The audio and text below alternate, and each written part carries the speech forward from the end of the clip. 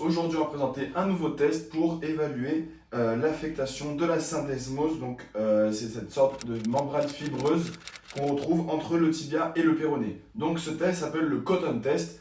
C'est un test dont on a besoin d'une flexion dorsale à 90 degrés, donc comme ceci. Donc je vais venir en fait avec ma jambe contrôler cette flexion dorsale de 90 degrés. Je vais venir avec ma main gauche fixer ici la malléole externe de mon patient, et avec ma main droite, je vais venir exercer une force médio-latérale. Donc en fait, je vais glisser le calcaneus sur l'astragale ou le talus. Et ça va donner quelque chose de comme ça. Donc toujours bien garder la flexion à 90, exercer cette force médio-latérale. Bonjour à toutes et à tous, aujourd'hui on se retrouve pour une nouvelle vidéo pour détecter les affectations de la syndesmose, qui est une membrane fibreuse qui se retrouve entre le tibia et la fibula.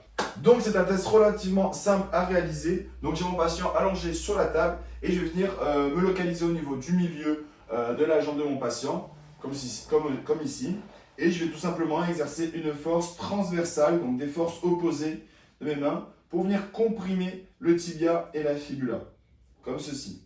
Donc le test, on le retrouvera positif si il y a une douleur ou une reproduction des symptômes au niveau de la face inférieure et du tiers inférieur de la jambe de notre patient. Donc bonjour à toutes et à tous, aujourd'hui on se retrouve pour une nouvelle vidéo pour réaliser un test pour détecter l'affectation du névrome de Morton. Donc le névrome de Morton, c'est une pathologie neurale, on va dire. Et ce test s'appelle le test de compression. Donc c'est un test relativement simple à réaliser, mais il faut être très bien localisé. Donc on a notre patient allongé sur le dos comme ceci. Et je vais venir en fait chercher les espaces intermétatarsiens. Donc je vais venir chercher ces espaces intermétatarsiens et je vais venir exercer une compression, comme ceci. Et en même temps, je vais venir fermer l'arc plantaire, comme ceci. Donc je reproduis ça sur les différents espaces intermétatarsiens, comme ceci. Et donc on retrouve un test positif si lors de la compression, il y a une reproduction des symptômes ou encore de la douleur de la part de notre patient.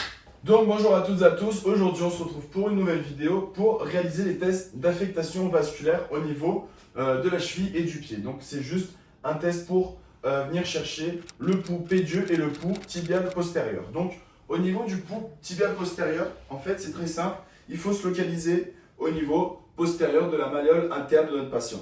Donc c'est vrai par ici. Parfait, une fois que je suis dessus, j'évalue donc le pouls et ensuite je décide s'il y a une affectation vasculaire. Au niveau du pouls pédieux, donc le pouls pédieux il se retrouve au niveau entre le premier et le deuxième long extenseur des doigts. Et il n'est pas facile à trouver celui-là, beaucoup moins simple que celui du tibial postérieur.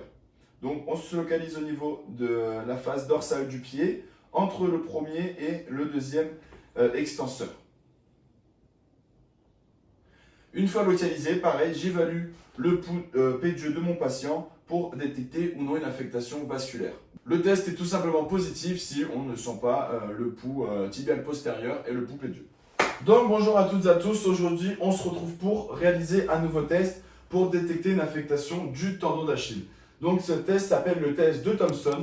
Donc on a le patient allongé sur le ventre, on va lui demander de sortir ses jambes légèrement de la table pour pouvoir réaliser le test. Et avec mes deux mains, je vais venir compresser la zone postérieure de sa jambe, donc son mollet, comme ceci. Donc on voit lors de la compression qu'il y a une flexion plantaire du pied de mon patient. Donc cela veut dire qu'il a l'intégrité de son tendon d'Achille.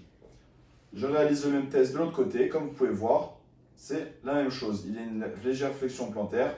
On peut jouer selon les grades de compression et l'intensité.